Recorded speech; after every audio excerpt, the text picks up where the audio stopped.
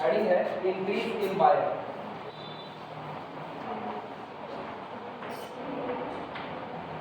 Increase in wire. ये बताओ, इधर ध्यान देना, कल केस यही था, दो हॉरिजॉन्टल पॉइंट थे, इनके बीच में एक तार को काफी ज्यादा टाइटली स्ट्रेच्ड करके बांध दिया गया था। तार को टाइटली स्ट्रेच्ड करके बांधा गया था, ठीक। सैग हम लोगों ने कितना माना हुआ था? सैग हम लोगों ने के मान लिया था। कल सैग के की वैल्यू निकाली, ठीक। कहा यह जा रहा है जब तार को काफी ज्यादा टाइट कर दिया जाता है, तो जब तार काफी ज्यादा टाइट होगा तो ऐसे में तार में कितने का इंक्रीजमेंट आएगा, वो इंक्रीजमेंट हम लोगों को निकालना है। हम मान लेते हैं, माना तार की ये जो लेंथ है ये कितनी हो गई, स्मॉल एस है। इतना पोर्शन कौन है? Small S. टोटल स्पैन हम जानते हैं, टोटल स्पैन कितना माना जाता है? 2x। तो इतना हिस्सा आपका क्या होगा? x। लगभग अप्रॉक्सीमेटली अगर बात करें तो x और s आपस में बराबर है। हाँ यार, अप्रॉक्सीमेटली अगर बात करें तो x और s आपस में बराबर है, लेकिन चूंकि तार को बहुत ज्यादा खींचा गया है इसलिए कहीं ना कहीं तार में हल्का सा इंक्रीजमेंट तो आएगा। कितने का इंक्रीजमेंट आएगा अगर आपको ये पता करना है तो आप केवल एक काम करो, जो ये आर्क लेंथ स्मॉल s आ रहा है इसमें से ऊपर वाले x को घटा दो। लगभग केसेस क्या है? लगभग केस ये है कि s is approximate equal to x, लेकिन s कौन है? s तार की लंबाई, और तार को खींचा गया है तो लंबाई कुछ ना कुछ इंक्रीज करेगी। इसका मतलब बड़ा कौन है? s, और छोटा कौन है? x। तो हम क्या करते हैं, हम बड़े में से छोटे को घटा देते हैं तो हमको पता चल जाएगा कि कुल कितने का इंक्रीजमेंट तार में हुआ। क्लियर हुआ कि नहीं? लेकिन उसके पहले ये आर्क लेंथ स्मॉल s कैसे निकाली जाएगी उस फार्मूले को लेते हैं। पलट करके अगर चेक करो तो एक जगह पर एप्रोक्सीमेशन ऑफ कैटेगरी से पहले ही हम लोग s का फार्मूला लिख चुके थे। s is equal to c sin hyperbolic x by c। पता चला? उसी फार्मूले का इस्तेमाल करो। लिखना s is equal to c sin hyperbolic x upon c, ठीक। और रेडियस ऑफ कर्वेचर रो का भी फार्मूला हम लोगों के पास है। लिखना radius of curvature, radius of curvature, radius of curvature of catenary, radius of curvature of catenary rho is equal to, formula याद है, रो बराबर c सेक स्क्वायर साइज। बोल रहे हो तुम लोग? हाँ, पिछला बहुत तेजी से बोल रहे हो। रो बराबर c sec square sine, formula याद रखो। Rho is equal to c sec square sine लिखा जा सकता है। और इसका मतलब क्या होगा? दिस इंप्लाइज दैट, एक काम करो, सेक स्क्वायर को नीचे फेंको तो रो अपॉन सेक स्क्वायर का मतलब होता है रो कॉस स्क्वायर। तो ये कितना हुआ? रो कॉस स्क्वायर साइन, और बराबर कितना हो गया? Is equal to c। Note करो।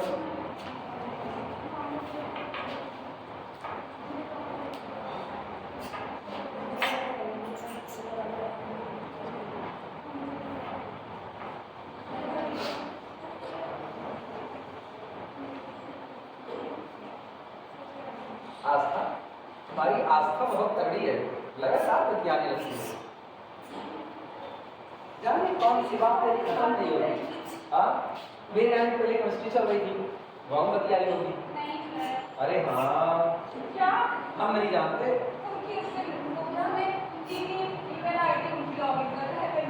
किसकी मेल आईडी लॉगिन कर रहे थे?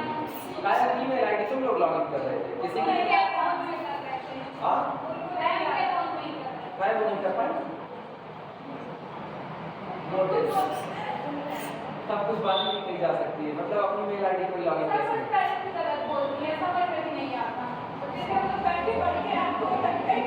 शरीफ लाइफ मैथ बतिया रही हूँ, सब रिकॉर्ड किए हैं और जान लेना केमिस्ट्री और मैथ बहुत अच्छा कॉम्बिनेशन होता है, जान दिखा देना, देख लीजिए। नाम नहीं लेंगे कि आयुष ने निकाला खाली नहीं, मोहल्ला शिफ्टिंग में। चलो सुनो ध्यान दो, ये बताओ जब तार को काफी ज्यादा टाइट किया गया है, ध्यान देना इधर, जब तार को काफी ज्यादा टाइट किया गया है तो ऑब्वियस सी बात है सी काफी लार्ज होगा। हाँ या ना? सी कौन है? जमीन से इसकी ऊंचाई, पैरामीटर सी कहलाता है। तो अगर आपने तार को काफी ज्यादा खींच दिया तो सी काफी ज्यादा लार्ज होगा। कहां पर? और लगभग चपटा होगा। लगभग चपटा होगा कहां पर? वर्टेक्स पर। ये बात समझ आ रही है? लगभग चपटा होगा। भाई जब आप तार को ढीला बांधोगे तो तार ऐसे लटक करके जाएगा, और जब आप खींचोगे तो तार धीमे धीमे उठना चालू करेगा। उठना चालू करेगा तो वर्टेक्स पर आकर के एकदम सीधा फ्लैट नजर आने लगे कि नहीं? फ्लैट का मतलब चपटा नजर आने लगेगा। तो इसका मतलब जब आपका तार काफी ज्यादा स्ट्रेस्ड है, काफी ज्यादा टाइट कर दिया गया है, तो वर्टेक्स सी पर आपका तार चपटा नजर आएगा। एक बात। दूसरी बात, सी आपका काफी ज्यादा लार्ज होगा, और सी जितना लार्ज होगा x अपॉन सी उतना ही ज्यादा छोटा होगा। क्लियर है? ये बात कई बार हो चुकी है, लिखना इसी बात को। C will be large, c will be large, c will be large if, यानी curve is flat, if curve is flat, if curve is flat near its vertex, near its vertex, C काफी ज्यादा large होगा, parameter C काफी large होगा अगर मेरा दिया गया कर्व अपने वर्टेक्स, अपने सिरे पर लगभग कैसा हो? चपटा नजर आए। ठीक, इसमें लिखना दिस इंप्लाइज दैट, इसका मतलब ये हुआ कि x upon c will be small, will be small। x upon c कैसा होगा? ये काफी ज्यादा छोटा होगा। कहां पर? इन टाइटली स्ट्रेच्ड वायर, काफी ज्यादा खींचे गए तार में आपका x अपॉन सी वेरी स्मॉल नजर आएगा। इन टाइटली स्ट्रेच्ड, इन टाइटली स्ट्रेच्ड, इन टाइटली स्ट्रेच्ड वायर, इन टाइटली स्ट्रेच्ड वायर। ठीक, अच्छा, x अपॉन सी वेरी स्मॉल है, तो जब x अपॉन सी वेरी स्मॉल है तो x अपॉन सी की पावर बढ़ाते जाओगे वो भी कैसा होगा? छोटा होता जाएगा। पता है? जो छोटी चीज होती है, जैसे 1 से छोटा अगर कोई नंबर है तो 1 से छोटे नंबर की पावर बढ़ाओगे तो और कम होता जाएगा। 1/12, 1/2 की पावर बढ़ाओ, 1/2 की पावर 2 कितना होगा? 1/4 होगा। यानी पहले आपने 1 रुपए का 2 टुकड़ा किया, स्क्वायर करने पर आप 1 रुपए का 4 टुकड़ा कर रहे हो। पावर 3 करोगे तो 8 टुकड़ा मारोगे, 1/8, 4 कर दोगे तो 1/16। मतलब जितना ज्यादा पावर बढ़ाते जाओगे उतना ये चीज और ज्यादा छोटी होती जाएगी। तो जब x अपॉन सी वेरी स्मॉल है तो x अपॉन सी का होल स्क्वायर, x अपॉन सी की होल पावर 3, x अपॉन सी की होल पावर 4, ये और भी ज्यादा छोटा होता चला जाएगा। जब चीजें बहुत ज्यादा छोटी होती जाती हैं तो हमको बहुत ज्यादा कंसीडर करने की जरूरत नहीं है, हम उसको नेग्लेक्ट कर देते हैं हायर ऑर्डर के टर्म, और 1-2 टर्म आप केवल कंसीडर करके अपना काम कर सकते हो। लिखना इसी बात को। सो टेकिंग, इसलिए हम लेते हैं so taking only 2 terms, only 2 terms, so taking only 2 terms in the expansion of, in the expansion of s is equal to ये रहा c sin hyperbolic, c sin hyperbolic x by c। इसलिए हम करते क्या है, x is equal to c sin hyperbolic x by c का expansion करते हैं, और इसके एक्सपेंशन में हम केवल और केवल कितने टर्म लेते हैं? 2 टर्म बस, और बाकी टर्म छोड़ देते हैं।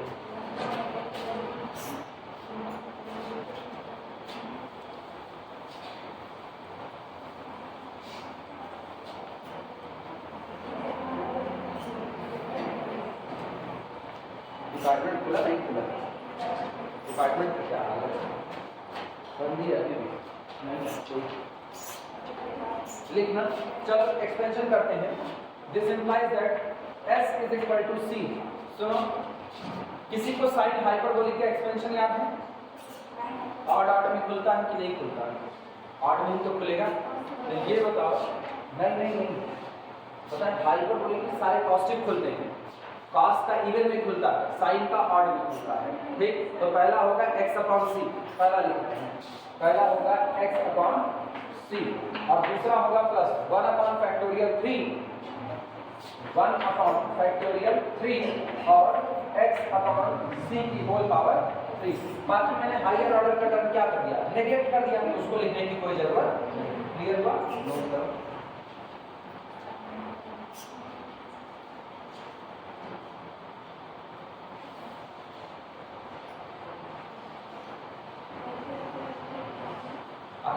ट्रिग्नोमेट्रिक फंक्शन होता, हाइपरबोलिक ना होता, तो cos खुलता इवन टर्म में, sin खुलता ऑड, लेकिन तब sin खुलता अल्टरनेटिव, पहला पॉजिटिव दूसरा नेगेटिव। अगर sin का एक्सप्रेशन याद हो तो sin का एक्सप्रेशन ये होता है x minus 1 upon factorial 3 x cube plus 1 upon factorial 5 x की power 5 plus up to so on. लेकिन जब यही हाइपरबोलिक फंक्शन खुलता है तो अल्टरनेटिव साइन नहीं खुलते, बल्कि आर टोटल सारे कैसे खुलेंगे पॉजिटिव। क्लियर है ये?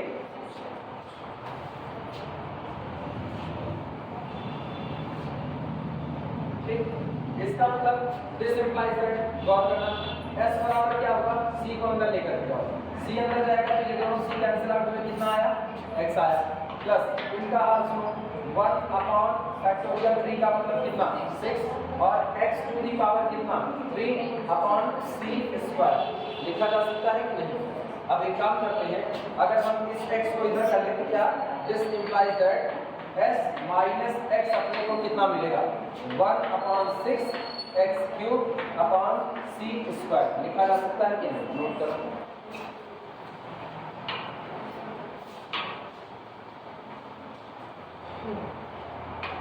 और आगे लिख देना अप्रॉक्सीमेटली, लगभग, क्योंकि हमने हायर ऑर्डर के टर्म को क्या किया है, नेग्लेक्ट किया है, तो आगे लिख देना अप्रॉक्सीमेटली, लगभग।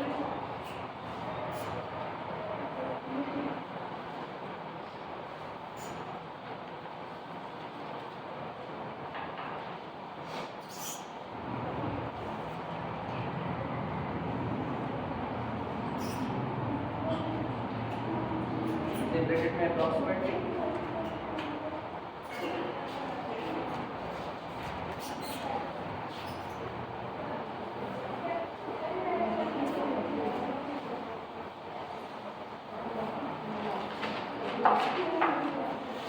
ये आपका हुआ अप्रॉक्सीमेटली, लगभग, ठीक, या और अथवा। जरा मुझे यस बताओ s कितना है फिगर पे लेकर, क्या ये पॉइंट ए और ये पॉइंट सी ये पॉइंट बी था कि नहीं था। कल वाला फिगर चेक करो, क्या ये मिड पॉइंट डी था कि नहीं था, और क्या यहीं पर हमने W/2 को नीचे जाता हुआ माना था और ये पॉइंट कैपिटल M और ये वाला पॉइंट कैपिटल G माना था कि नहीं माना था। कल का फिगर यही था। तो ये बताओ जवाब केवल s माइनस a, इतना हिस्सा मेरा कौन है a, इतना हिस्सा कौन है, सॉरी उल्टा बोला, इतना हिस्सा कौन है x। टोटल की लंबाई हम मान लेते हैं, माना टोटल की लंबाई कितनी है a, टोटल लंबाई कितनी हो गई a। तो ये बताओ ये इतना हिस्सा जो x है, क्या ये x a/2 होगा कि नहीं होगा, हाँ या ना। तो अब अगर ऐसे में कहे तो लिखा गया है s minus x, s minus x का मतलब है ac माइनस ad, यही लिखा गया है। तो हम इसको लिख सकते हैं दिस इंप्लाइज दैट और ac minus ad is equal to बगल वाला हिस्सा x cube upon 6c square, हाँ या ना। नोट करो, कल वाले फिगर से ही सारा काम कर रहे हैं।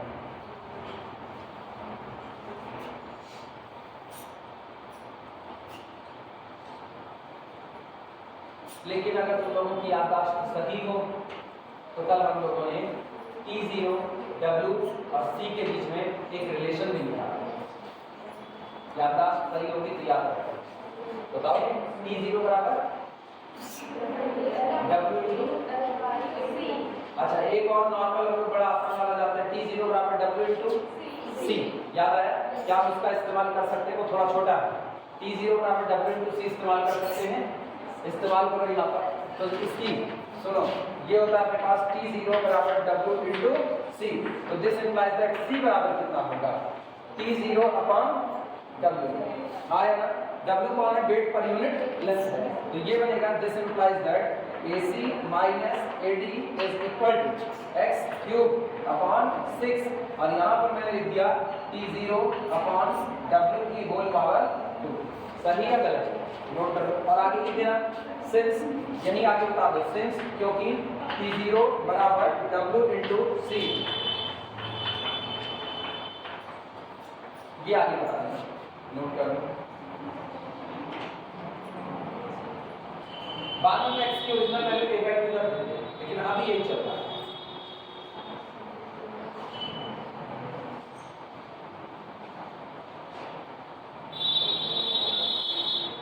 इंक्रीज इन वायर निकलता है, जो एग्जाम में निकालने को आता है कि किसी टाइटली स्ट्रेस्ड वायर में इंक्रीज इन वायर निकालिए, अप्रॉक्सीमेशन ऑफ कैटमेरी का इस्तेमाल करके।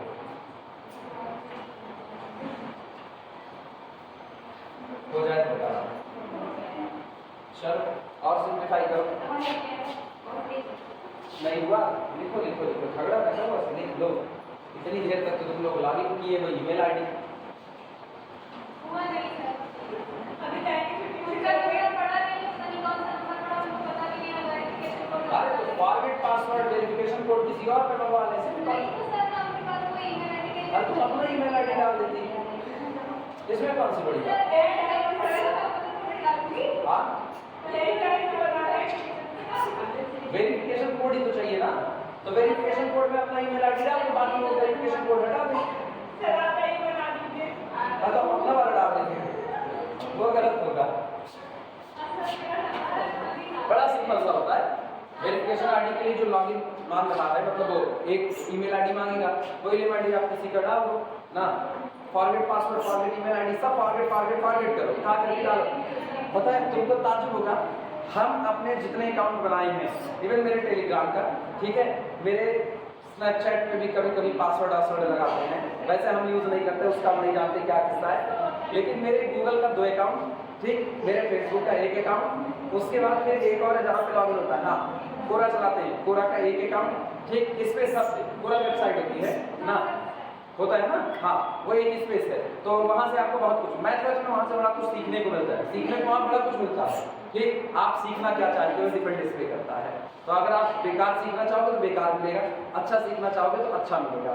तो जितनी बार मेरे को करना होता है ना, पासवर्ड भूल चुके हैं, मेरे को पासवर्ड अक्सर याद नहीं रहता है, उसके लिए मेरा दिमाग बना ही नहीं कि हम पासवर्ड याद रख सके। तो हम सब एक बार सेटिंग किया जाता है फॉरगेट पासवर्ड, और एक मोबाइल नंबर याद रखें, बस उसी मोबाइल नंबर पे OTP जनरेट करके आएगा, उसी से काम अपना बन जाएगा। इवन CSI नेट का फॉर्म भर रहे थे, तो CSI नेट के फॉर्म को भरने में भी हम जितनी बार उसको भरे उतनी बार मेरे को ये भूल गया बाद में कि मेरा लॉगिन आईडी, मेरा पासवर्ड क्या था, सब भूल चुके थे, तो बस सीधे फॉरगेट पासवर्ड। याद रखने का बवाली भी इतना बड़ा छोड़ भर का दिमाग भगवान दिए हुए हैं, उसमें चले हम याद रख लें, तो या तो यही याद रख लें या तो हम पासवर्ड याद रख लें, कौन मेरी जरूरत है। इसीलिए टेक्नोलॉजी वो होनी चाहिए ना, आंख झपकाओ और बस खुल गया। लेकिन उसमें पता है दिक्कत क्या है, सोते रहोगे इसे कोई आंख खोलेगा टक। चलो शुरुआत करते हैं, लिखना पुटिंग या दिस इंप्लाइज है, so AC minus AD is equal to, आओ इसको सिंप्लीफाई करो। सुनो, क्या ये W स्क्वायर रूट के ऊपर चला आएगा, तो W स्क्वायर ऊपर आया, ये आया x cube W square divided by कितना 630 स्क्वायर। अब एक काम करो, ध्यान देना जरा, AD की तरफ मान डालो। AD ये बताओ, AD x है, अगर आपने तार की टोटल लेंथ A मानी हुई है, इधर A से लेकर के B तक का टोटल स्पैन आपने कितना माना है A, तो ये बताओ AD कितना होगा, A/2 होगा। तो इसका मतलब x बराबर A/2 भर दिया जाए, लिखना putting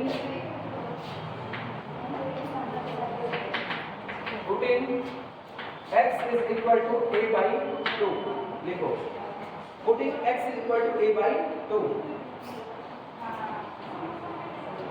total increase due to sagging, total increase in wire, total increase due to sagging,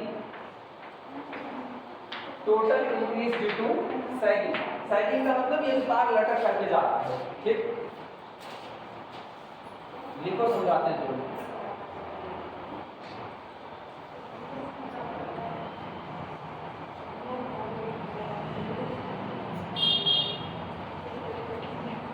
सबसे खतरनाक जगह एक ही बार पासवर्ड लगा मेरे लैपटॉप, सबसे खतरनाक पासवर्ड, मतलब अगर वो मेरे को भूल गया, हाँ, तो फिर मेरा लैपटॉप पूरा है। हाँ, वो नहीं भूल सकते ना, दो एक्चुअली उसमें ना 2 बार पासवर्ड लगाए, एक बार लैपटॉप का पासवर्ड लगा दिए हैं, तो चलो लैपटॉप का पासवर्ड गया तो कुछ रास्ते बन भी सकते हैं। एक उसके अंदर जो T ड्राइव है, T ड्राइव को इंक्रिप्ट करके उसमें पासवर्ड लगा दिए। T ड्राइव का पासवर्ड जो है ना सबसे खतरनाक भाई, वो खुलेगा नहीं, अगर पासवर्ड भूल गया ना तो वो गया। कम से कम मुझको जितना नॉलेज है उतने हिसाब से T ड्राइव पे लगाएगा पासवर्ड, अगर आप भूल गए ना तो आपकी पूरी की पूरी T ड्राइव बेकार।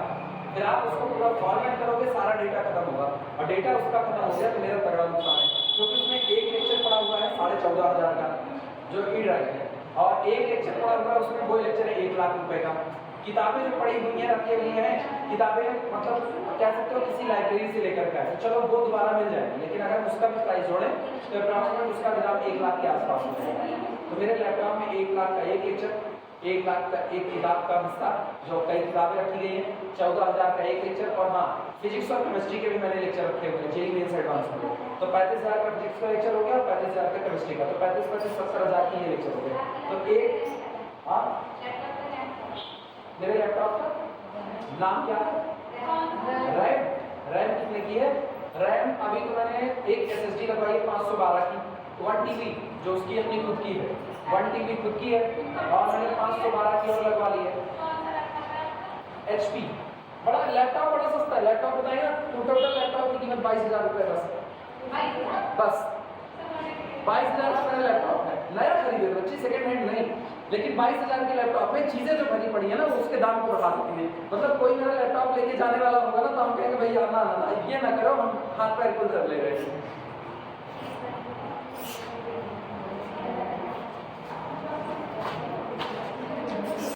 सुनो अब ये बताओ, अपने दिमाग से सोचना, इतने हिस्से की बात करो, ये बताओ हम लोगों को निकालना क्या है? टोटल इंक्रीज इन वायर, कुल वायर में कितने का इंक्रीजमेंट हुआ, लेकिन अभी मेरा पूरा का पूरा कंसीडरेशन कहां पर हो रहा है? केवल इतने आधे हिस्से पर।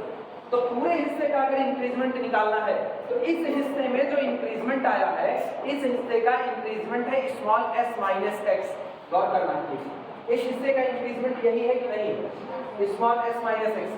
तो अगर आपको पूरे हिस्से का इंक्रीजमेंट निकालना है तो इसका 2 गुना कर दो, निकल आएगा कि नहीं निकल आएगा? तो इसका मतलब मेरे को केवल इसका क्या कर देना है? 2 गुना कर देना है। तो लिख रहे हैं एक तो आप x बराबर a/2 रखो, तो total increment due to sagging कितना निकलेगा? ये होगा 2 times of the AC minus AD is equal to 2 times, इसका भी 2 गुना हो जाएगा, 2 times x cube w square upon 6 t0 square. लेकिन समझना तुमको x बराबर क्या रखना है? a/2, तो जहां जहां x है उसकी जगह क्या रखो? a/2। तो ये होगा 2 into दिस इक्वल AC कितना है? AC स्मॉल s आया ना, और माइनस AD कितना है? x, और x की जगह पर कितना? a/2 इज इक्वल टू 2/6 को हम लिख सकते हैं 1/3, 1/3, 2 दिया 6, और x की जगह पर कितना रखना है? 1/2 a/2, तो ये हुआ a/2 की होल पावर 3, और इसके बाद इनटू w स्क्वायर अपॉन कितना? t0 square. लिखा जा सकता है कि नहीं लिखा जा सकता? तो ये बताओ, सिंपलीफाई करो, this implies that 2s minus a सही है गलत? 2s कौन है? अब जरा पहचानो, 2s ये पूरी दूरी हो गई कि नहीं हो गई? 2s ये पूरी दूरी हो गई, और a कौन हो गई? ये दूरी हो गई, तो टोटल इंक्रीजमेंट मिल गया आपको कि नहीं?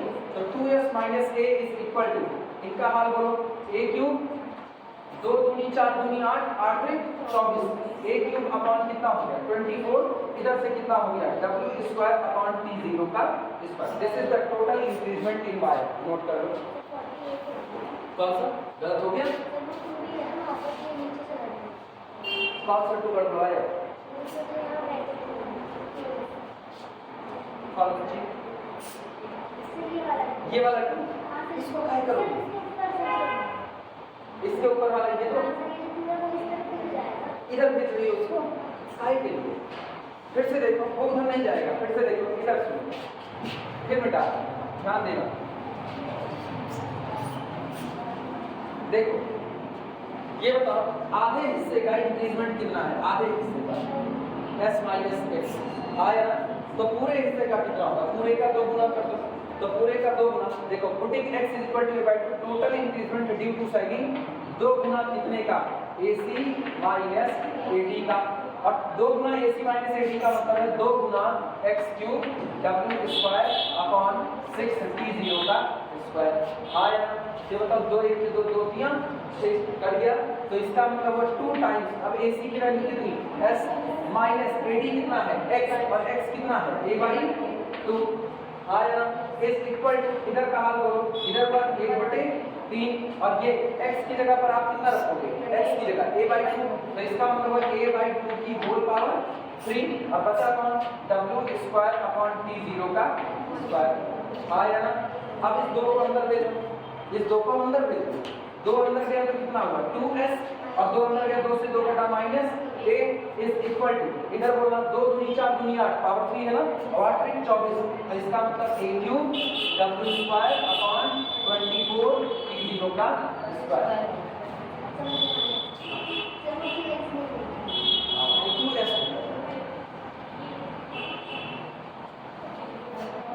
लिख करके घेरा मार देना।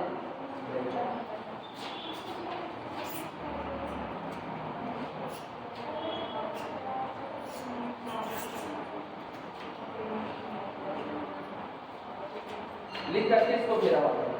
ये होता है वायर में होने वाला total increment due to sagging, ये जो लटक करके तार गया है इसकी वजह से। अब सवाल आर्टिकल खत्म, यहां से सवाल पूछना।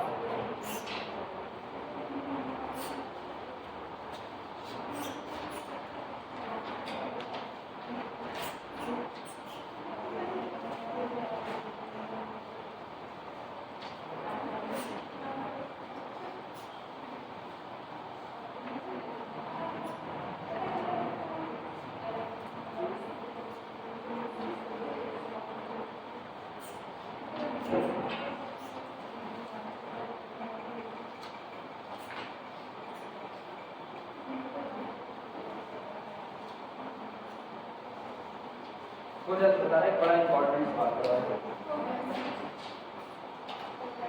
सब लोग लिख चुके मिटाया जाए।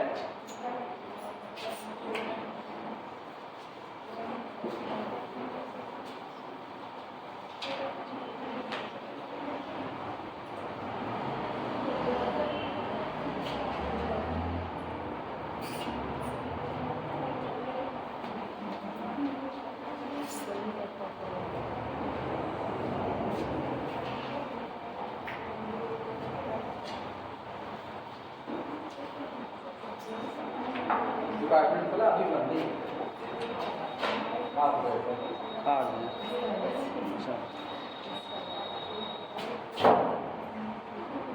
चलो टॉपिक नोट करना। A telegraph wire is stretched between two poles, और ये इंपॉर्टेंट होगा, आप टिक कर लो। एग्जाम के पर्पस से इंपॉर्टेंट है। A telegraph wire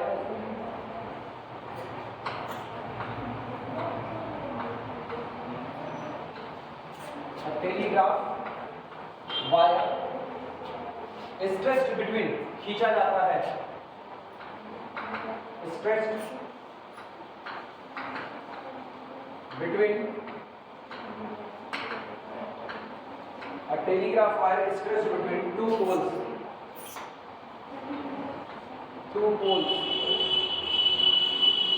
at distance small a meter apart, at distance small a meter apart,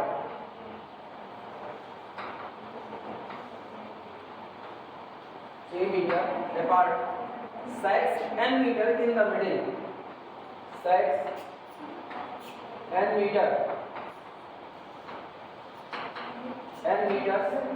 in the middle,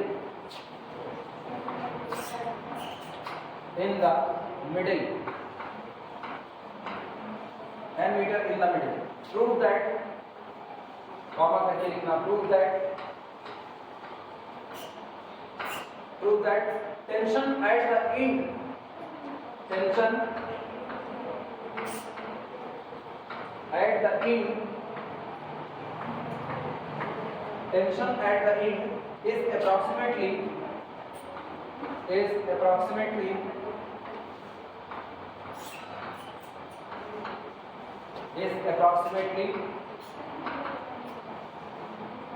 W into bracket के अंदर में a square upon 8n plus 7n divided by 6। Note problem note करो, तुम solve करना है।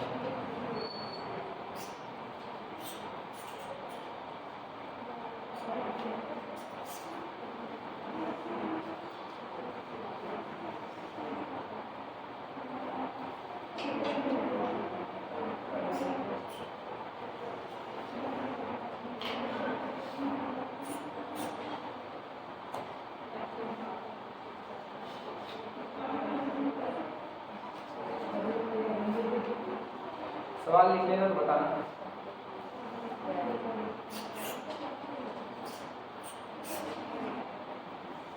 कुछ नया नहीं करना, जो जानकारी है अपने पास उसी के आधार पर चलना है बस।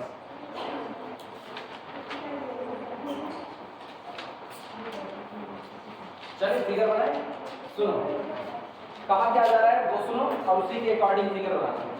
अ टेलीग्राफ वायर, एक टेलीफोनिक तार है, उस टेलीफोनिक तार को स्ट्रेच खींचा गया है बिटवीन टू पोल्स, दो खंभों के बीच में at a distance small a metre apart, और दोनों खंभे एक दूसरे से किस दूरी पर हैं, a मीटर की दूरी पर। फिगर देखना,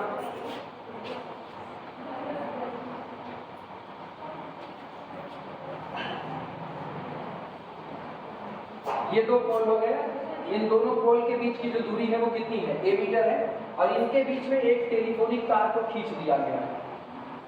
अब सुनो, टेलीफोनिक तार है इसलिए काफी ज्यादा टाइट खींचा जाता है, लेकिन तुमको कैटरी का शेप समझना है इसलिए हम इसको थोड़ा लटका बना रहे हैं। क्लियर है?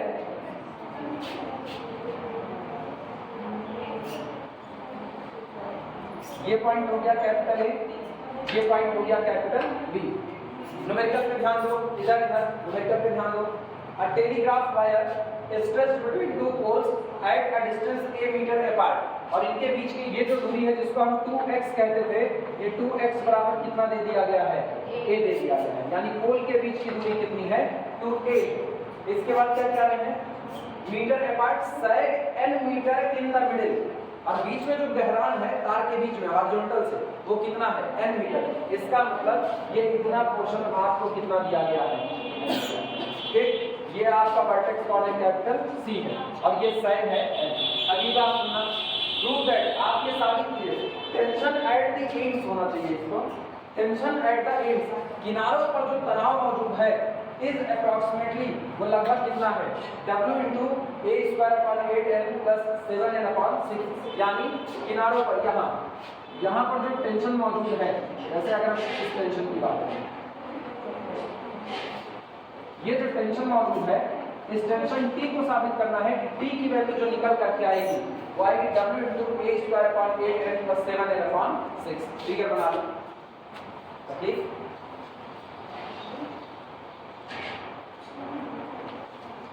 बीच वाले पॉइंट को D कह देना, इस पॉइंट को D कह दो। अपने को पता है ये होता है C, ये होता है C, और ये टोटल हम लोग क्या कहते हैं, Y।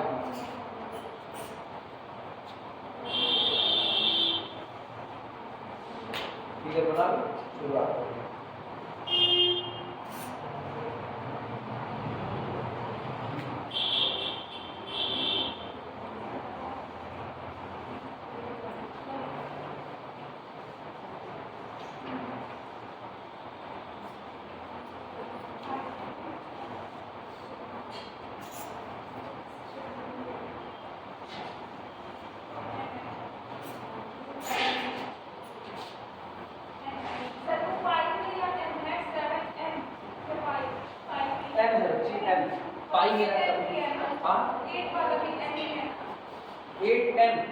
पाई ऐसे थोड़ी बनता है, पाई ऐसे बनता है, ये पाई है। तुम पाई लिखी हो, वहां से पाई दिख रहा है, ऐसा झूठ ना बोलो, कतई वहां से n ही दिखेगा। अभी बताएं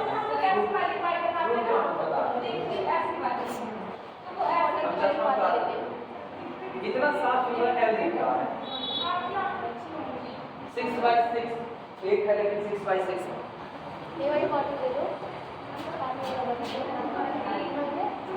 और डार्क कर देना है नीचे को।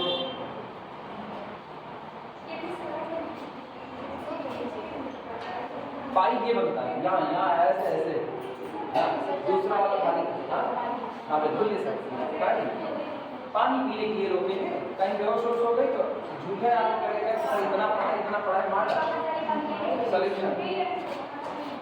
चलिए शुरुआत करें। सुनो, न्यूमेरिकल को देखो, जितनी इंफॉर्मेशन दी गई उसी के आधार पर बात करें। इन्होंने सबसे पहली चीज क्या कही, इन्होंने कहा सैग कितना है, n मीटर। मिडिल में जो सैग मौजूद है वो कितना है, n मीटर। आओ सबसे पहले फिगर में देखते हैं। हम जानते हैं टोटल कितना कहा जाता है, y, टोटल कितना y।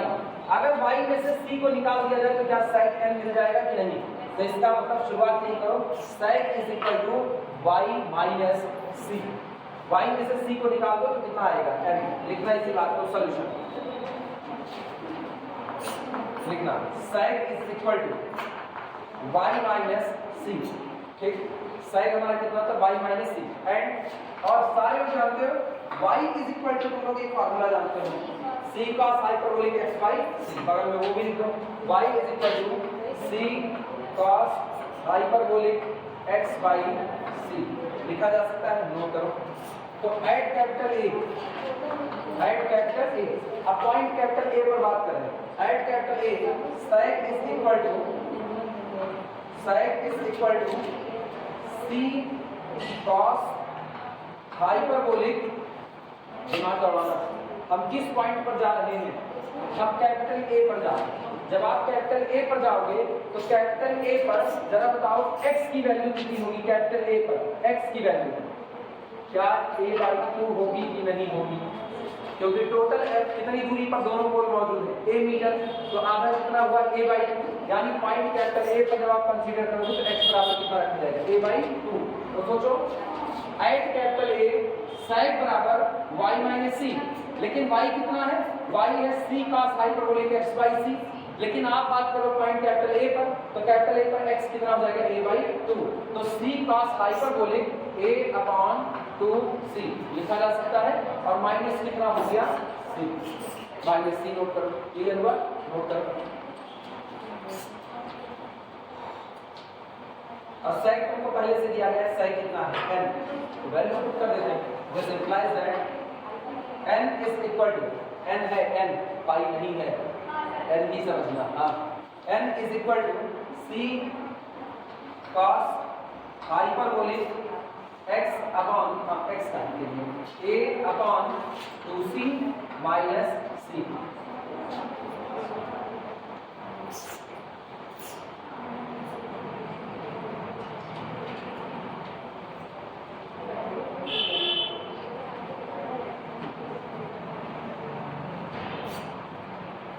अब एक काम करो, cos हाइपरबोलिक a/2c जो लिखा गया है इसको एक्सपेंड करो, cos हाइपरबोलिक a/2c को एक्सपेंड करो, तो ये कितना होगा, this implies that n is equal to c, और ब्रैकेट के अंदर में हम cos हाइपरबोलिक a/2c को एक्सपेंड कर रहे हैं, किस किस पावर में टूटेगा, इवन में, साइन टूटता है किसमें, ऑड में, तो cos टूटता है किसमें, इवन में, और सारे पॉजिटिव रहेंगे, तो कितना होगा 1 प्लस 1 फैक्टोरियल 2 इसका स्क्वायर, यानी a/2c का होल स्क्वायर प्लस 1 फैक्टोरियल 4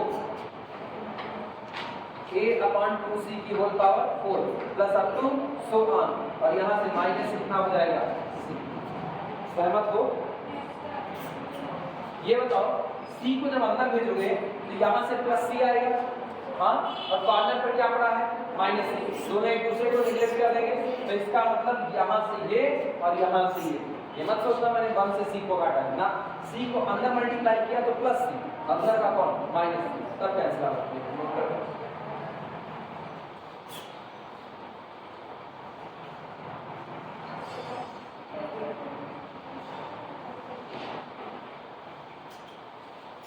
इसका यहाँ से this implies that n is equal to, चलो अंदर ले जाओ c को, c अंदर लेते हैं तो n is equal to, भैया c अंदर आए ये खत्म हो चुका है, अब इसका कोई रोल नहीं है। ये बताओ यहाँ क्या लिखा है, यहाँ लिखा है a स्क्वायर 2 दूनी 4 4 दूनी 8, तो a square upon 8 c square, लेकिन ये c अंदर आया तो केवल कितना बचा c, तो इसका मतलब ये लिखा हुआ है a स्क्वायर अपॉन 8c। सहमत हो कि नहीं सहमत हो? ठीक, वापस सुनना, वापस जिसको दिक्कत लगे वापस सुनना। 1 फैक्टोरियल 2 और ये है 2 की पावर 2, पहले तो अंक अंक वाले का 2 दूनी 4 4 दूनी 8, तो क्या बटे में 8 नजर आया। अगला सुनो, a स्क्वायर, तो ऊपर a स्क्वायर मौजूद है, नीचे क्या हुआ c स्क्वायर, लेकिन आप उस c को अंदर ला रहे हो तो c square into c, 1/c square into c कितना 1/c, तो क्या 1/c बचा कि नहीं बचा, क्लियर हुआ। और अंदर लेकर के आओ उनको, तो इधर देखना यहाँ पर 2 दूनी 4 दूनी 8 दूनी 16 आया, और ये फैक्टोरियल 4 तो लिखा गया है प्लस 1 अपॉन फैक्टोरियल 4 इंटू 16। हम थोड़ा बड़ा नहीं करें, अभी ऐसे ही रख रहे हैं। इसके बाद क्या हुआ, a की पावर 4, a की पावर 4 डिवाइडेड बाई, इधर देखना c अंदर लिख रहा हूँ और नीचे c की पावर 4 यानी c की पावर 3 और plus up to so on, ऐसे ही चलता रहेगा कि नहीं चलेगा। सो ऑन करके छोड़ पूरे को नाम दे इक्वेशन नंबर 1। इस पूरे को यहाँ इतना जो लिखा हुआ है इस पूरे को नाम दे दे इक्वेशन 1।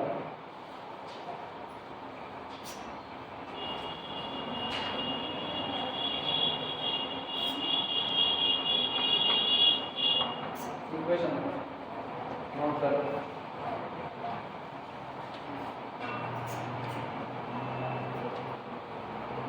ये बताओ एक बात तय है कि ये टेलीग्राफ वायर है। अगर ये टेलीग्राफ वायर है तो जाहिर सी बात है काफी ज्यादा खींचा गया है, और खींचा गया है तो सी वेरी लार्ज होगा, और सी वेरी लार्ज होगा तो x by c very small होगा। हाँ यार, और अगर x by c very small होगा तो हम आगे वाले सारे टर्म क्या कर देते हैं, नेगलेक्ट। मेरे को जो साइड n दिया गया है वो साइड n बराबर बन जाएगा a स्क्वायर अपॉन 8c। सहमत हो कि नहीं? और क्या यहाँ से तुमको पैरामीटर c की वैल्यू मिल जाएगी कि नहीं? c को इधर ट्रांसफर कर लो, a स्क्वायर अपॉन 8n। सहमत हो? लैंग्वेज लिखना इसी बात में, कि पूरा हो जाए तो लैंग्वेज बोले। हो गया? लैंग्वेज लिखो लिखो लिखो, हो गया लिखना। Since it is a telegraph wire, चूंकि ये टेलीफोनिक तार है, since it is a telegraph wire, since it is a telegraph wire, since it is a telegraph wire, so C is very large, so C is very large, so C is very large, ठीक, and hence neglect all the terms, and hence neglect all the terms from second term, and hence neglect all the term from second term। इसलिए दूसरे term से आगे जितने term हैं वो दूसरे term से लेकर के आगे के सारे टर्म को हम क्या कर देते हैं, नेग्लेक्ट कर देते हैं। रीजन केवल एक है, क्योंकि x बाई c बहुत छोटी क्वांटिटी है, तो पावर बढ़ाने पर वो पावर छोटी होती चली जाएगी। ठीक, इसका मतलब ये हुआ, दिस इंप्लाइज दैट n बराबर देखो क्या मिला, n बराबर मिला a स्क्वायर अपॉन कितना 8c, and this implies that parameter c बराबर कितना मिला a स्क्वायर अपॉन 8n। लिखो c is equal to a square upon 8n, इसे नाम देना इक्वेशन नंबर 2।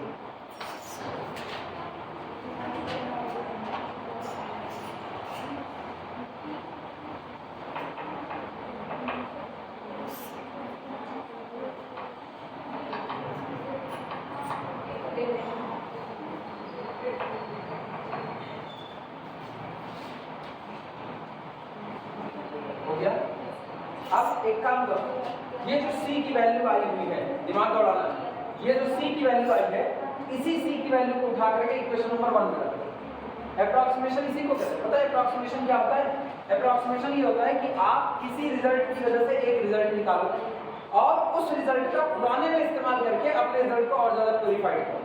तो हमने क्या किया, इक्वेशन नंबर पहले ये 1 बनाया, इक्वेशन नंबर 1 बना करके एक लॉजिक लगा दिया कि चूंकि c वेरी लार्ज है इसलिए x बाई सी इतना स्मॉल होगा, और अगर वो इतना स्मॉल होगा तो हमने यहाँ पर हायर ऑर्डर के सारे टर्म क्या कर दिए, नेग्लेक्ट कर दिए, बचा केवल एक टर्म। इस एक टर्म की मदद से मैंने किसकी वैल्यू निकाली, c की। अब उसी c का इस्तेमाल करके इक्वेशन नंबर 1 में दोबारा पुट करेंगे। क्लियर हुआ?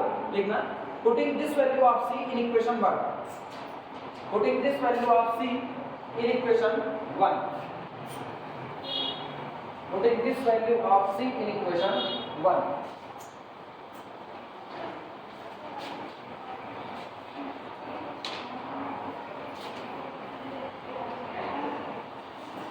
putting this value of c in equation 1। चलो रखो, तो n बराबर कितना हुआ, n बराबर हुआ a स्क्वायर अपॉन 8c। सुनो, इसमें मत रखना, इसमें मत रखना, यहीं से तो तुमने निकाला होगा, यहाँ वाले में रखना जिसका अभी तक इस्तेमाल नहीं हुआ। ठीक है, इसमें कतई नहीं रखना क्योंकि इसी के इस्तेमाल से तुमने c की वैल्यू निकाली है। दूसरे वाले को आपने नेगलेक्ट किया था तो आप c की वैल्यू यहाँ पर पुट करोगे, तो प्लस कितना होगा, प्लस 1 अपॉन फैक्टोरियल 4 की वैल्यू कितनी होती है, 4 3 12 दूनी 24, तो इसका मतलब 1/24 गुणे कितना हो गया 16, और बगल वाले में कितना हुआ a की पावर 4 और डिवाइडेड बाय c की वैल्यू कितनी रखनी है a स्क्वायर अपॉन कितना 8n और होल टू दी पावर कितना 3, whole to the power 3 note करो। और ये अप्रॉक्सीमेटली, क्योंकि मैंने फिर आगे के सारे टर्म क्या कर दिए, नेगलेक्ट कर दिए, तो यही लिख देना है अप्रॉक्सीमेटली, अप्रॉक्सीमेटली, बस 2 ही टर्म का इस्तेमाल करें, बाकी के सारे टर्म हमने क्या कर दिए, नेगलेक्ट।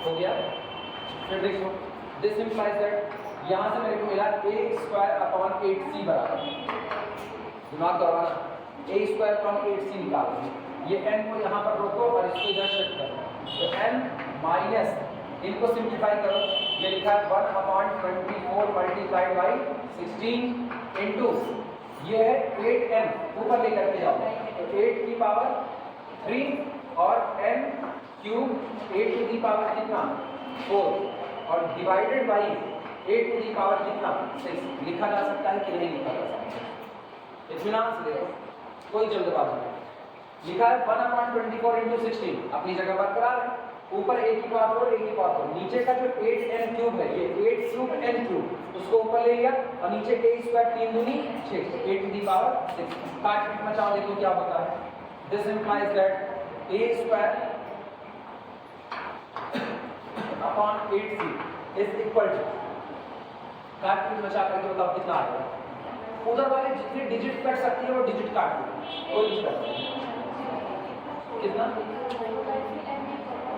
ये आ गया n minus 4/3 l cube upon a square, ठीक, क्या पूरे में से n को बाहर निकाला जा सकता है, n को बाहर निकालो, this implies that a square upon 8c is equal to n common आया, तो ब्रैकेट के अंदर में कितना बचा 1 minus 4n square upon 3a square, सहमत हो कि नहीं सहमत, नोट करो।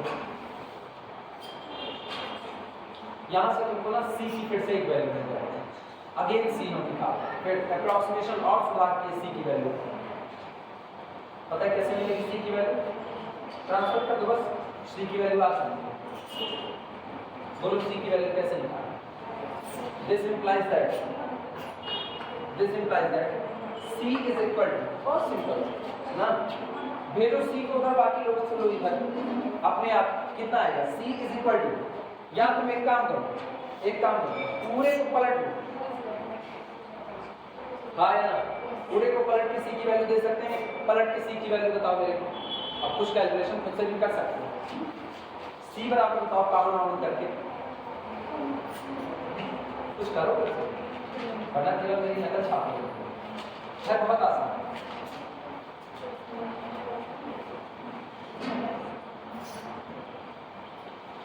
नहीं बोला, अरे एक ऐसे पकड़ो, ऐसे और ऐसे पकड़ो, ठीक, यो पकड़ के पूरा पलट, देखो हम पलट, तो ये हुआ 8c अपॉन a स्क्वायर, हाँ है ना, और उसको नीचे डाल दिया, तो this is equal to 1 upon n, भैया ये पलटना मुश्किल है, ये पलटना मुश्किल है, नहीं ये पलटना मुश्किल है, तो एक काम करो ना, इस पर लिखो 1 minus 4n square upon 3a square का होल इनवर्स, क्या जा रहा है, हाँ है ना, समझ लो, पलट ही दिया 1 अपॉन दैट, तो c की वैल्यू आ चुकी है, c is equal to a square upon 8 है, बना कि नहीं, दिस इंप्लाइज दैट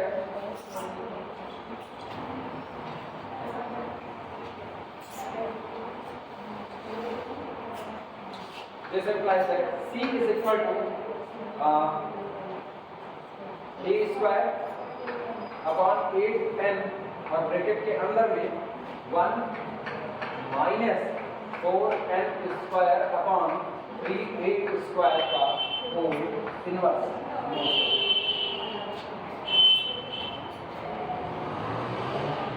केवल अप्रॉक्सीमेशन तुम्हारे दिमाग में होना चाहिए, सब अप्रॉक्सीमेशन है, मेरे को इनफाइनाइट तक कोई चाहिए नहीं।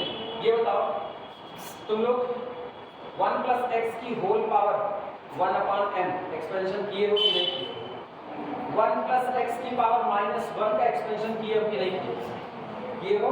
जब 1 plus x to the 1 minus x to the power minus 1 का एक्सपेंशन करते हो तो टर्म पॉजिटिव में खुलना चालू होते हैं, ठीक है? और पूछो 1 माइनस एक्स का इनवर्स एक्सपेंड किए हो कि नहीं किए? सारे टर्म इसमें खुलते हैं, पॉजिटिव पॉजिटिव पॉजिटिव। क्या उधर वाला हिस्सा दूसरा वाला 1 माइनस एक्स की माइनस 1 नजर आ रहा है तो क्या हम उसको बाइनोमियल से एक्सपेंड कर सकते हैं? बहुत सारे टर्म आएंगे, मेरे को चाहिए ही नहीं, हम अप्रॉक्सीमेट कर देंगे, केवल 2 टर्म शुरू के लेंगे, बाकी टर्म को छोड़ देंगे। क्लियर हुआ? एक्सपेंड करो उसको बाइनोमियल से, बगल वाला बताओ कितना मिलेगा? ये मिलेगा दिस इज इक्वल टू, यानी c is equal to 8 square upon कितना 8n ब्रैकेट के अंदर में सुनो। अगर तुमको याद हो 1 प्लस nx होता है ना, तो इसका मतलब 1 प्लस n का मतलब वो ठीक है -1 है, तो 4n square upon 3a square, बस और कुछ नहीं। आगे लिख देंगे अप्रॉक्सीमेटली, और यहाँ लिख देना बाइनोमियल थ्योरम, द्विपद प्रमेय, बाइनोमियल थ्योरम। द्विपद प्रमेय का इस्तेमाल करते हुए बगल वाले को एक्सपेंड किया और केवल शुरू के 2 टर्म ले लिए, बाकी के सारे छोड़ दिए। अप्रॉक्सीमेशन में यही खेल होता है। कौन सा डायरेक्ट कर दो, जब आसान काम हो रहा है इसका। अगर तुम यहाँ एलसीएम ले लोगी तो बाइनोमियल से एक्सपेंशन के लिए फिर तुमको उतने कॉमन करना पड़ेगा। समझ में आया? नहीं आया? दूसरी बात, अगर तुम यहाँ पर एलसीएम लोगी तो तुम कितना आएगा 3a स्क्वायर यहाँ से, अब माइनस कितना 4n स्क्वायर। बाद में तुम इसको सॉल्व करोगी तो तुमको चाहिए c की वैल्यू, और c की वैल्यू निकालने की मिलेगी तुमको c की वैल्यू, ऐसा नहीं मिलेगी ना। कितनी आ रही तुम्हारी?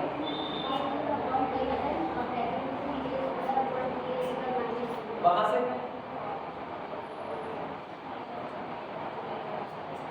कितनी आ रही है? तो अपनी c की वैल्यू बताओ कितनी आ रही है? c is equal to a cube upon a square upon 8n, ठीक, ब्रैकेट में 3a square upon 3a square minus कितना 4n स्क्वायर। ये आया। ठीक, ऊपर वाली वैल्यू देखो, ऊपर वाली वैल्यू मैच किया? हाँ, 3a square plus 4n square, 3a square plus 4n square upon कितना हुआ 3a स्क्वायर, उधर आ रहा है। अब अगर तुम इसको निपटाना चाहो तो इसको निपटाने में ये होगा 3a स्क्वायर ना, फिर पलटना पड़ेगा, बाइनोमियल एक्सपेंशन नहीं हो सकता। बाइनोमियल तो तुमको इतने पे लेके चलना पड़ेगा जिसमें n नीचे पड़ा हुआ है, कैलकुलेशन हार्ड करेगा। मेरे को कैलकुलेशन जितनी आसान हो सके उतना चाहिए, क्यों? मुझको फार्मूला का टेंशन टी निकालना है, और टेंशन टी का फार्मूला बताओ जरा, टेंशन टी का फार्मूला बताओ। T is equal to W into, नहीं वो T0 होता है बच्चे, वो T0 होता है। कॉर्नर का टेंशन निकालना है, कॉर्नर का टेंशन, फार्मूला भूल गए। अब फार्मूला भूलोगे तो याद रखना, फिर चीजें नहीं कर पाओगे। कॉर्नर का टेंशन टी बताओ, चेक कर लो, अब तुम पीछे नकल करो तो भूले हो फार्मूला। कॉर्नर टेंशन टी मेरे को याद है, कॉर्नर टेंशन टी बोलो, कॉर्नर टेंशन टी बोलो, W इंटू वाई, भूल गए? कॉर्नर टेंशन टी कितना होता है? W into y. अब सुनो, अगर कॉर्नर टेंशन टी होता है W इंटू वाई, तो कैपिटल A पर तुमको टेंशन निकालने, कैपिटल A पर ये कितना होगा y1, और y1 का मतलब टोटल हाइट कितनी होती है? टोटल हाइट होती है पैरामीटर c और प्लस साइन n, तो इसका मतलब होता है ये हो जाएगा n प्लस कर दो कितना c और इंटू कितना w।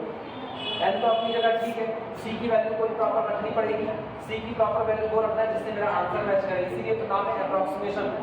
लगभग वैल्यू बता रहे हैं, लगभग कन्फर्म वही होगा, ये कोई जरूर थोड़ी परसेंटेज एरर इसी में काम है, क्योंकि आप सारी चीजें कर किस करें लगभग आई बात समझ में, तो गलत नहीं लगाओगी लेकिन आंसर नहीं मैच करेगा, बस ये समस्या है, गलत नहीं माना जाएगा, आंसर नहीं।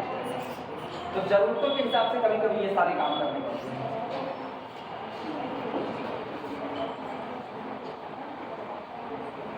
चलिए चलो सी की वैल्यू तो ये हो। अच्छा अब इधर बात सुना, इसका मतलब this implies that c is equal to, जरा a स्क्वायर बाई 8n को अंदर मिलो, a स्क्वायर बाई 8n को अंदर मिलो तो कितना आएगा, a स्क्वायर अपॉन 8n और प्लस अंदर लेकर के जाओ, बोलो कितना होगा, क्या a स्क्वायर से a स्क्वायर कैंसिल आउट हो जाएगा कि नहीं, सहमत हो कि नहीं। अच्छा उसके बाद देखना क्या इस n से 8n यहाँ से कैंसिल आउट हो जाएगा कि नहीं, और 4 1 4 4 2 8 ये कैंसिल आउट होगा। हम फॉर्मूला पे लिख के दिखा रहे हैं, ये लिखा गया a square by 8n multiplied by 4n square upon 3a square, सहमत हो कि नहीं सहमत हो, क्या इस a स्क्वायर से ये a स्क्वायर कैंसिल आउट होगा, और क्या इससे 4 1 4 4 2 8 ये कैंसिल आउट होगा, एक n से एक n कैंसिल आउट होगा, कितना बचा, ऊपर n बचा, नीचे 3 2 6 n बाई 6, यही इतना बचेगा कि यही और कुछ बचेगा नहीं, तो इसका मतलब प्लस n अपॉन कितना 6, ये हो गई c की नई वैल्यू। तो c की नई वैल्यू निकल करके आती है, और ज्यादा सुधरी हुई वैल्यू है, क्योंकि मैंने पुराने अप्रॉक्सीमेशन में इसका इस्तेमाल करके लिखा है। तो c is equal to a square upon 8n plus n upon 6, note कर लो।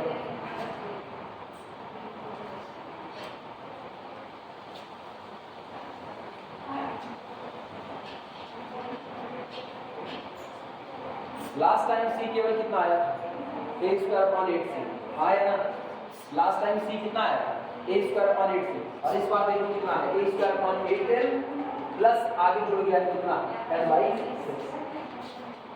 लास्ट टाइम का c कितना निकाल लो, लास्ट टाइम का c चेक करो, कितना था a स्क्वायर अपॉन 8n, हाँ देखो लास्ट टाइम का c केवल था a स्क्वायर अपॉन 8n, इसका मतलब उसमें इतने की कमी आ रही थी कि नहीं, अब वो और सुधर चुका है प्लस n अपॉन 6, मतलब जितनी सैगिंग हुई है उसका छठवां हिस्सा और जोड़ दो, ये आपका टोटल पैरामीटर c निकल कर आएगा, क्लियर हुआ। तो कॉर्नर का टेंशन अब निकालते हैं, now tension at capital A, now tension at capital A, चलो कॉर्नर पॉइंट कैपिटल A पर टेंशन निकालो, तो कॉर्नर पॉइंट कैपिटल A का टेंशन क्या होगा, दिस इज इक्वल टू, अब हमको पता है कॉर्नर का टेंशन तो W इनटू y1, तो W इनटू कितना हो गया y1, and this is equal to W into, ये बताओ जरा इस फिगर को देखो, सैगिंग कितने की n आया, और ये टोटल मेरा कितना था y टोटल, और लेकिन ये इतना पैरामीटर कितना था c था, तो इसका मतलब अगर हमको टोटल ये चाहिए तो उसको y का या a का y कोऑर्डिनेट मिल जाएगा कि नहीं, तो y1 मेरे पास कितना होगा c प्लस कितना n, तो w इनटू ब्रैकेट के अंदर में कितना n प्लस लिखा जा सकता है, और n को n रहने दो, c की वैल्यू आपने निकाल सकते हैं क्योंकि n आपको दिया गया है, तो this implies that this is equal to w into n plus c की वैल्यू कितनी आई, अब ये a स्क्वायर अपॉन कितना 8n और प्लस कितना हो गया n बाई 6, जरा इसको सिंपलीफाई करो और बताओ क्या जो आंसर चाहिए वो मिलेगा कि सिंपलीफाई करो,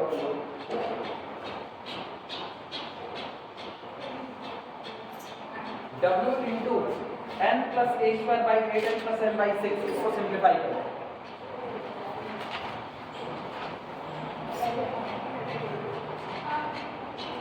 आएगा ये n बाई 6 है, उसको 6 बाई 6 कर दो, 6 बाई 6 कर दो, तो 6 एक साथ 7n अपॉन 6 आएगा, मेरे ख्याल से ये तो बचाना ही था, a स्क्वायर बाई 8n कितना लगा, हाँ a square by 8n 7n upon 6, यही लेकर आना, आंसर आ गया, वो उससे ना उससे गड़बड़ी आंसर मिलता बस ये नहीं, और चाहिए वही जो एग्जाम में मांगा गया है, कभी कभी इसीलिए अप्रॉक्सीमेशन जरूरी है। दूसरा अप्रॉक्सीमेशन सुधार मांगता है कि आप जितना सुधार कर सको अपने न्यूमेरिकल में उतना अच्छा है, तो c की वैल्यू में 2 बार सुधार कर दिया लगाओ, तो ध्यान से रोके हुए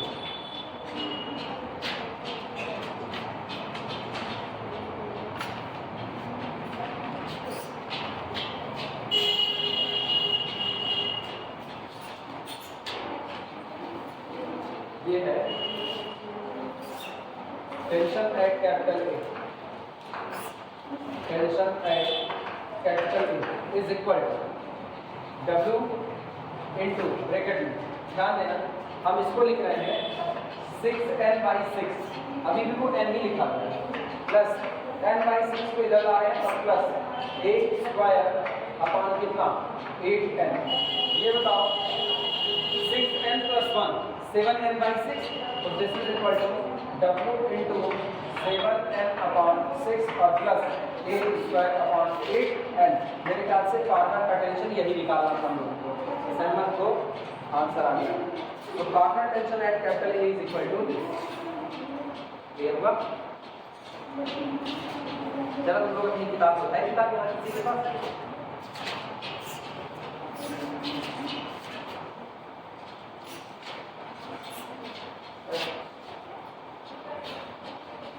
अच्छा, ये एग्जाम्पल नंबर 9 था ही था, कई बार पूछा गया है, बहुत इंपॉर्टेंट है।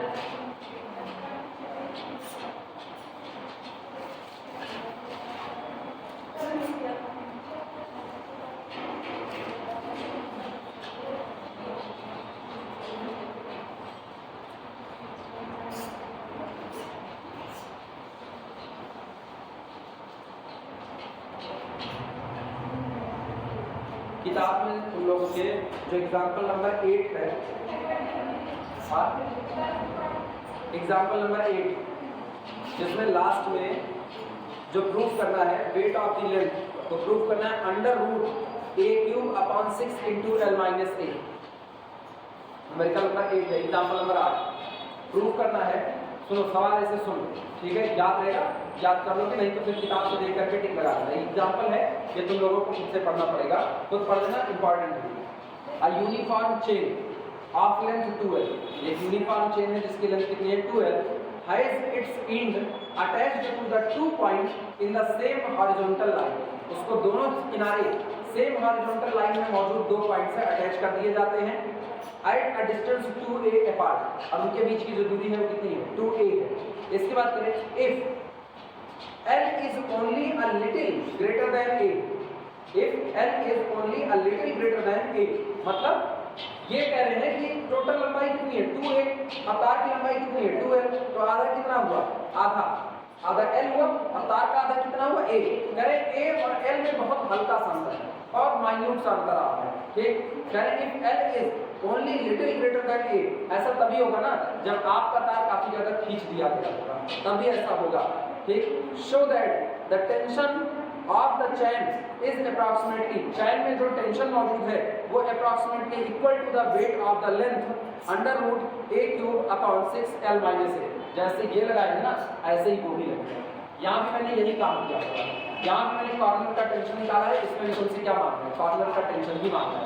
तो टिक करो, एग्जाम्पल नंबर 8 तुमको खुद से एक बार सीखना पड़ेगा, ठीक। आगे अभी और सवाल लगवाएंगे तो इसके जैसे सवाल उसमें शामिल हो जाएंगे। क्लियर हुआ? न्यूमेरिकल नंबर 8 को एग्जाम्पल नंबर 8 में टिक कर दो, ठीक। और इसी पर इसको रोक रहे हैं, इसी पर, ठीक। अब जब अगला टर्म पर इसमें कुछ सवाल और करवाएंगे, उसके बाद ये चैप्टर बंद हो जाएगा, तब वर्चुअल वर्क या स्टेबल अनस्टेबल इक्विलिब्रियम चालू करेंगे।